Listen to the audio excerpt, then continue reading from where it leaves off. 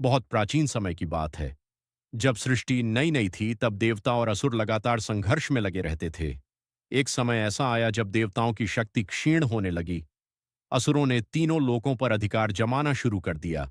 देवताओं के राजा इंद्र चिंतित हो उठे और सभी देवता मिलकर भगवान विष्णु के पास पहुंचे। भगवान विष्णु ने उन्हें एक उपाय बताया, क्षीर सागर का मंथन।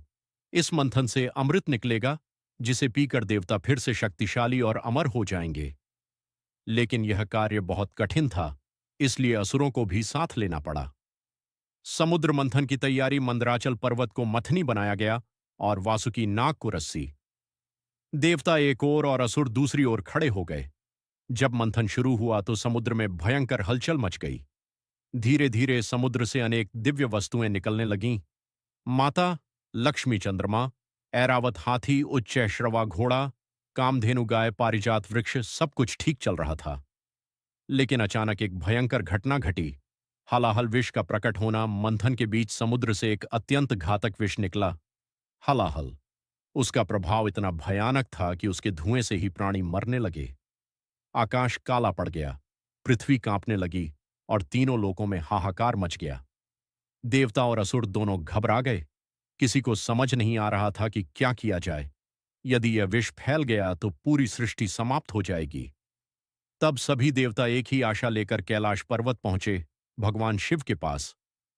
महादेव का महान त्याग। देवताओं ने हाथ जोड़कर प्रार्थना की, हे महादेव, केवल आप ही हमें इस संकट से बचा सकते हैं। भगवान शिव ने बिना एक पल सोचे सृष्टि की रक्षा के लिए उस विष को पीने का निर्णय लिया। उन्होंने उस भयंकर हलाहल विष को अपने हाथों में लिया और एक ही घूंट में पी गए। जैसे ही विष उनके गले तक पहुंचा, माता पार्वती ने तुरंत उनकी चिंता करते हुए उनका कंठ पकड़ लिया, ताकि विष उनके शरीर में फैल न सके। इस कारण विष शिव के गले में ही रुक गया। विष के प्रभाव से उनका कंठ नीला हो गया और तभी से वे नीलकंठ महादेव कहलाए।